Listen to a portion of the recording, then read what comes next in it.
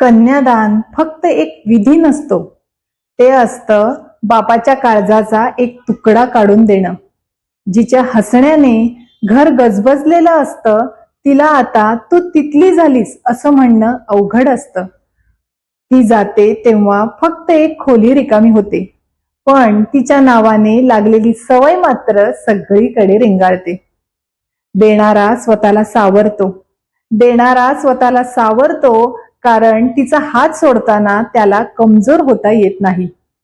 पण आतल्या आत घर रिकामं होताना बघतो आणि तरीही एक स्मित हास्य करतो, कारण तिच्या सुखातच त्याचं सुख असतं.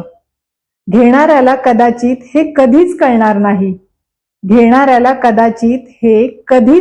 नाही की त्याला लाभलेली पत्नी ही कोणाचं तरी अस्तित्व असते. म्हणून कन्यादानाला श्रेष्ठ दान म्हणतात, कारण यात परतावा मागितला जात नाही.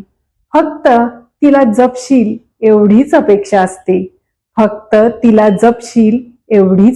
असते.